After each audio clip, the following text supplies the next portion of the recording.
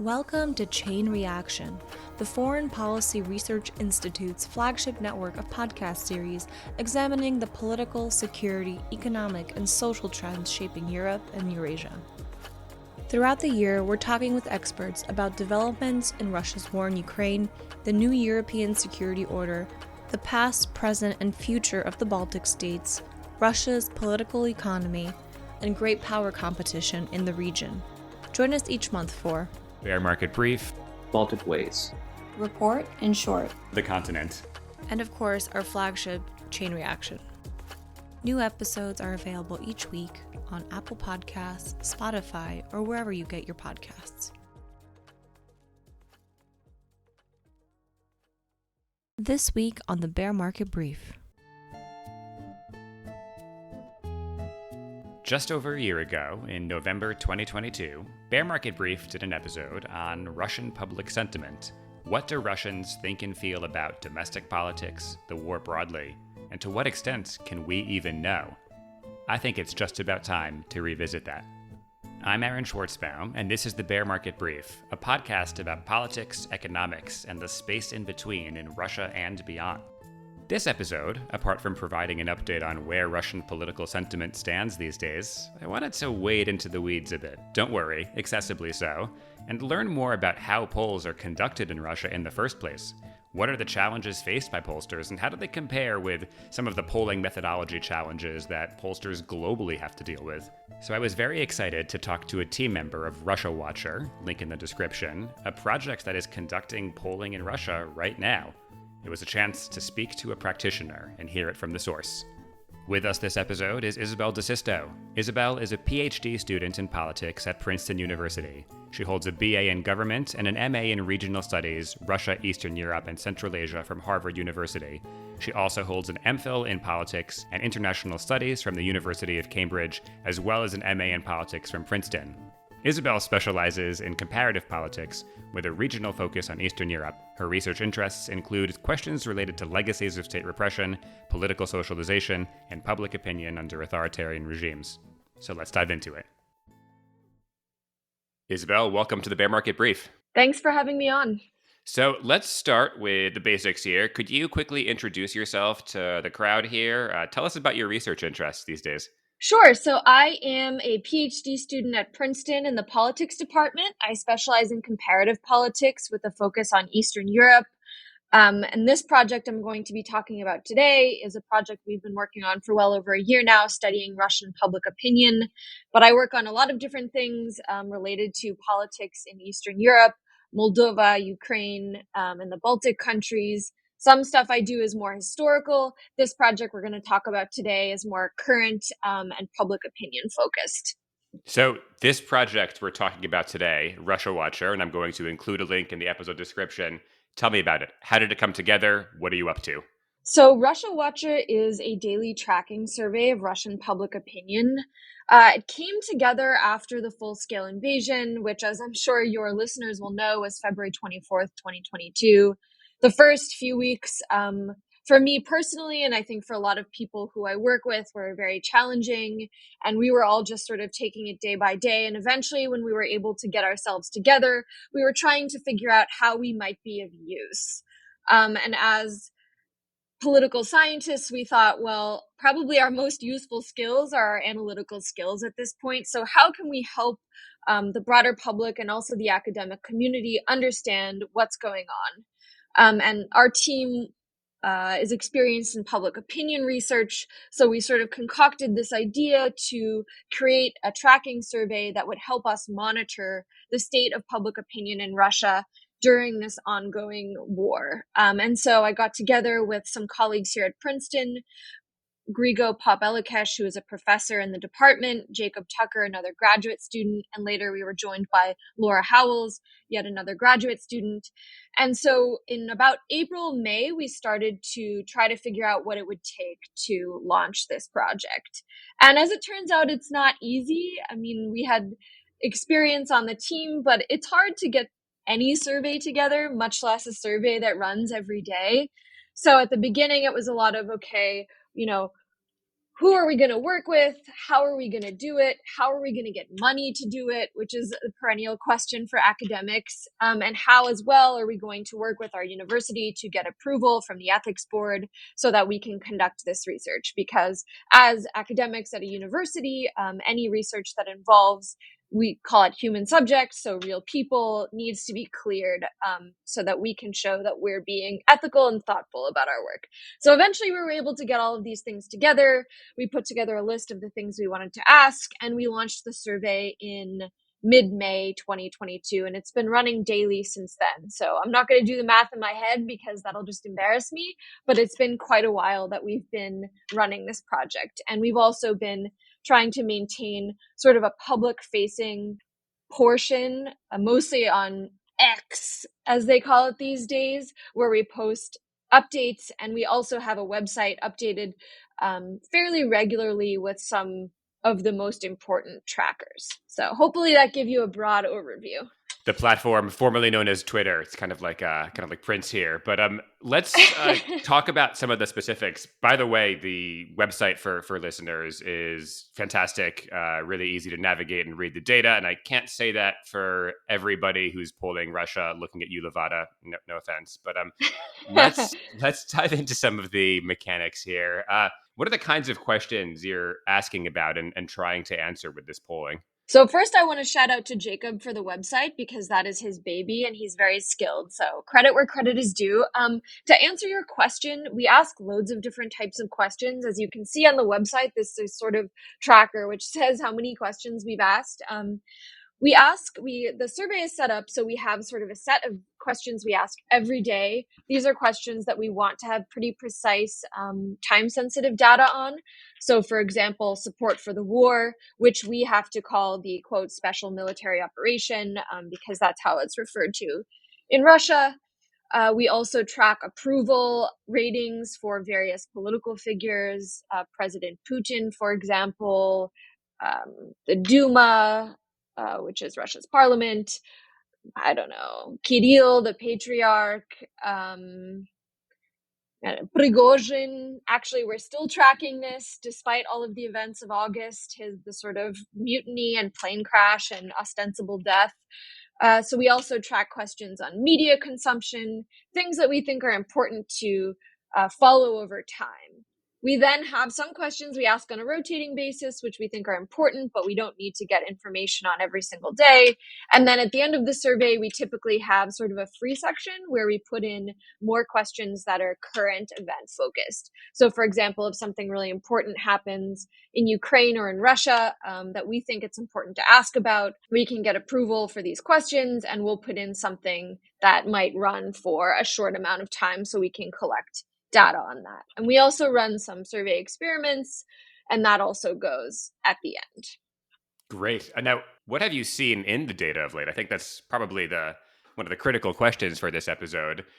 Where does Russian public sentiment towards the war / special military operation, listener, I'm making air quotes right now, where does sentiment stand? And have we seen anything actually move sentiment of late? Yeah, that's a great question. And it's sort of seems like a simple question, but it's a very complicated question. I think one thing people would often say, since the beginning, have often said about our project is when you go to the website, you see this time series graph, which shows our estimates of support for the quote unquote special military operation over time. And people will say things like, what's going on? It's basically a line, there's not much going on. And so sort of on the surface, it seems like, although you do see some shifts over time and some sort of peaks and valleys, you don't see a lot of really radical change. But I think it's important to note that that doesn't mean that everything is static. You do see change within the scale. So for example, if we were just to take our data and say, what fraction says they support the war, what fraction says they're against, and we'll plot it on a graph. That involves collapsing some of the information into a binary variable, because the way we ask the question is on a scale from fully support to fully oppose, excuse me. And so if you collapse that, then you lose some information. But even if you do show the full scale, you don't see loads going on. That being said, it doesn't mean everything is stable, because as we know, some people may move to a more pro position. Some people may move to a more anti position, and that can come out sort of even, which is interesting. So that kind of change can be masked by a kind of aggregate level stability. And also what a graph like that doesn't totally tell you is sort of how solid the ostensible support is, right? Because you can imagine on a question saying, well, I generally support X, but your support could be conditional. It could be kind of fuzzy. It could be that you don't really think about this on a daily basis. Asking someone a question like that about a political preference on a scale is not a natural way for us as humans to express our attitudes toward things. And so it becomes very tricky to kind of interpret these things. And that's one of the things that we're trying to do. That being said, we definitely see more movement in other types of indicators. For example, we see a lot more movement in the question where we ask people, how successful do you think this is going? There may be people who will kind of stick to default, yeah, I generally support the war, but can acknowledge that maybe things aren't going according to plan or how I would like them to go. We see less change in attitudes toward Putin, as one might expect, but we certainly do see change in attitudes toward other political figures. Shoigu, for example, the Minister of Defense, sort of in line with some of the failures in the war, and also Yevgeny Prigozhin's very critical statements that he's made against the Minister of Defense or had made. We definitely see this reflected in public opinion. Prigozhin, after he launches this mutiny, we see this reflected in public opinion, a huge tank. And you can see these graphs on our Twitter, X handle at Russia_Watcher. But interestingly, on that note, you still see a non-trivial share of Russians expressing nominal support for Prigozhin even after he's launched this military rebellion. So that's quite interesting. So I hope that answers your question. Some indicators we see more stability, at least on the surface, but we certainly do see shifts. And so the idea that nothing is changing is clearly not the case. So, going to ask you a contrarian question here that came to Sure. mind as you were speaking. Now, about a year ago, we had Russian sociologist Greg Yudin by the podcast, and he was talking about the limits of the value of polling Russia. That there's really hard to measure opinion. We can't really trust that people, for understandable reasons, are sharing their honest opinions. How would you attack that question? Can we trust what people are saying? I think that's a great question. And I really respect Greg Yudin. He's actually been at Princeton. And so we've had these kind of discussions and we've spoken to him. And I think it's certainly a fair critique. The big question that we get when we say that we do research on public opinion in Russia is, well, how can you trust any of this? Aren't people lying? And this is a question people have been asking for certainly other contexts as well, authoritarian regimes. How can we trust any of the data coming out if people are living in a dictatorship? And I would say that it's an important question to ask, and we need to, show you why the data is trustworthy. But I don't think it's correct to say that we can't trust anything or that people are lying. And we in our work are trying to kind of uncover some of this stuff. First of all, I would say that it's an uncomfortable reality that many people support the kind of war that's going on. And that's one thing that I'm struggling to come to terms with and should. Also, what people say in a survey is a pretty rough indicator of what they really mean behind the scenes. And also, I would say, you tell me, but I think people who are really afraid of sharing their opinion would probably opt out of a survey like this. And maybe rather than lying, would just not participate. But that's, of course, a problem not just in public opinion research in Russia, China, and other autocracies, but in public opinion research in general, is what kind of people are answering survey questions. You probably get these links in your email that's like, take this survey. And with my personality, I always take it. I don't know why I do that. I guess I just love to share my opinion. But lots of people you can imagine are not going to take that. And so trying to figure out how much do the people who take these surveys reflect the attitudes of people who don't is another question. And so I think it's certainly a fair critique, and it's up to us to show you that our data is trustworthy. I think some people probably are lying. It's not as much as you would expect. And that being said, it's important to recognize the limits of public opinion and survey work. And there's a pretty good piece that Bryn Rosenfeld wrote, I think this past year. It might be in Post-Soviet Affairs anyway. Should look it up. And she talks about the state of survey research, specifically with regard to Russia's full-scale invasion. How should this change? And she basically says, surveys can still tell us things. They're important. We think our work is valuable, but they can't tell us everything, right? And they certainly need to be, there's a value to doing other types of work as well that help us really dig into what's going on. So basically, I think it's a fair critique, but I still think this work has a lot of value. So let's talk some survey methodology here. I feel like in the field and in discussions broadly, the way it's framed is, "Hey, let's just launch a survey. We'll find out." But that is flattening a lot of different steps and kind of complicated pieces here. So, how do you go about getting a survey into the field? How do you go about asking the questions? How are you guys actually asking questions, getting them to the people who need to answer? What is your approach there? Great question. So there's a lot of different ways that surveys are fielded. I myself am not, the prime expert on survey research, but after having done this for a long time, I kind of have a sense of what it takes.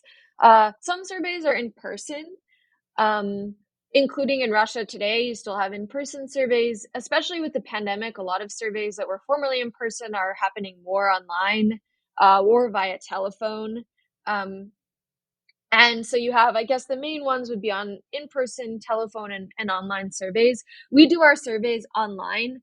Not only is this a lot easier for us in Princeton, New Jersey to manage, but also a lot more cost effective than fielding an in-person survey for obvious reasons, or even a telephone survey. And basically, we work with a company that uses essentially targeted advertising. So the way that a lot of telephone surveys work is it's called random digit dialing. And so that's how you can claim representativeness. You sort of randomly dial people's numbers, and then you survey people who answer you. And these get pretty low response rates typically. I mean, think about how many people these days are answering calls on their phones. How many people even have a home phone? Of course, it's different in the US compared to other countries, but that's can be tough. And so the company we work with basically pushes out ads to users who are using mobile applications on their phones or computers. And essentially it pushes out an ad that offers an invitation to participate. And then once they click on it, we have an informed consent form where we don't give precise details on our identities, of course, but we say, this is a survey to learn more about your political opinions, and here are some potential risks. And, do you agree to participate? Respondents have to say that they agree to participate, and then they get the questions. And that's basically how it works. So we program the survey, and we, have, like I said, kind of a running list of things that we ask. So to drill down further here, when you're actually thinking of the questions to measure support for the war, how are you going about asking that? What are some considerations you have to keep in mind? I guess what I'm trying to get at is some of like the pitfalls of surveys within Russia or generally. I don't think it's specific to Russia. I think this applies with humans broadly. Yeah, that's a great question. So obviously, the way that you ask a question really matters. And we've seen this in some of the work we've done. So initially, some of the main kind of political questions that we were asking were adapted from other questions that other polling agencies have asked. We're not trying to reinvent the wheel. And also, it was important for us to have some kind of comparisons that we could make so we can gauge the quality of our data. And so we don't completely reinvent the wheel. We adapted the language from stuff that already exists. But we also were curious about, how does asking the question, the way it's phrased, the kind of answer choices you give affect the responses that you're going to get. So, for example, when you ask about, to what extent do you support X, whether it be, this policy, this quote unquote special military operation in Ukraine, this politician, we typically ask this stuff on a scale, like I mentioned, which goes from, strongly support to strongly oppose, and that's called a Likert scale. It's important for us in our survey. We always give respondents the option to say, I don't know, or I prefer not to answer. Not everybody does that. And, that's part of our commitment with the ethics board at our university, but also our own personal commitment to making sure that respondents are not answering a question that they feel uncomfortable answering. So on some questions, you definitely get a lot more people saying, I don't know. My sense is that it depends per question, but a lot of this is genuine uncertainty. It's not that loads of people are terrified and will just say, don't know. I think a lot of questions, people just are not totally sure where they stand. And so you see much lower rates of uncertainty for certain things than others. A lot more people would be able to tell you whether they're happy with the state of the economy or, prices relative to what do you think of Yevgeny Prigozhin in the wake of a military, rebellion. Like these things matter. And so to return to my earlier point about question phrasing, at the beginning, we've sort of toyed with ways of asking questions to try and figure out how that would affect the responses we get. And so we have our standard way of asking about support for the quote unquote special military operation. And it's important we keep that consistent because we wanted to measure that over time. But we also figured, let's try to ask it in a different way. For example, what happens if we give respondents only two choices? Support and oppose, and then don't know. So you can imagine if you give respondents two choices versus a scale of choices, that's going to give you a different cut. Or if you ask people, I'm trying to think, if you give people a neutral option versus support generally, support strongly, oppose generally, oppose strongly, and that's it. If you give a neutral option, you're going to get different things. And so we've kind of played with this. I think it certainly matters, but it doesn't radically change the responses that you get. Makes sense. And I think this is a great opportunity. We don't have an official word of the day on this podcast. That's more what we do on the continent. But if you're curious about Russian, listeners, затрудняюсь ответить is it's hard to answer. And you see that in every Russian poll. Let's turn to That's our right. last question here. What are some misconceptions about public opinion and polling in Russia? We talked about some, but want to give you the floor to kind of address some elephants in the room or common mistakes that people are making. Thanks. Yeah, I think I addressed some of this stuff earlier. A misconception, everybody is lying. Do I think every single person who answers a survey question is truthful? No. That would be silly. And that's also the case in, the United States or any other country. There's preference falsification, which is kind of the term for people who are misrepresenting their true beliefs. There's also social desirability bias, which is kind of the same thing, or a flavor of the same thing. And you see this if you ask people a question anywhere.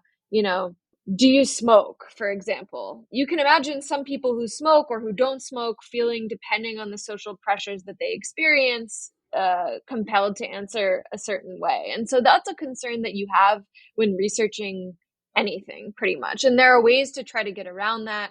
There are survey techniques that have been developed to try and figure out whether people are being truthful, asking questions in different ways, experimental treatments. So we try to do that to the extent possible. I think, it's not a huge fraction of the population or of our survey sample based on our research that are deliberately misrepresenting their preferences on a survey. Like I mentioned, you can imagine if you were really afraid or really didn't want to share something, you probably wouldn't participate. But of course, unfortunately, we don't have data on people who don't answer. And so that's a limitation.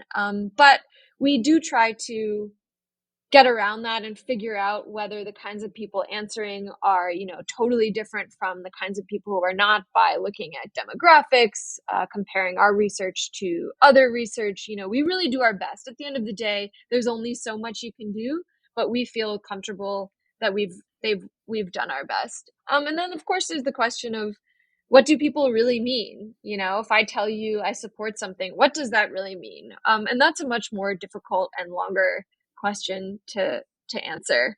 What else? I think the idea that it's totally impossible to trust the data, I think that's not necessarily the case. And, this is me speaking as a person. even looking at surveys from polling agencies like Levada and other agencies that are working in Russia and that are under the watchful eye or sort of control of the Kremlin, I think there is some value to those surveys as well. I don't know how all of that is run. I don't personally have contacts in those agencies. But I think, it's still valuable to use that data. Of course, there are limits on what it can tell you, and you should be skeptical. I think that's true of looking at any survey or any public opinion data. It's important to do your homework and learn how is this fielded, among whom, by whom, and then make your own conclusions. And so that's what we try to do, is we're not telling you what to think, but, draw your own conclusions. You often see polling data published about literally anything, and you sort of see these crazy numbers or things that seem strange.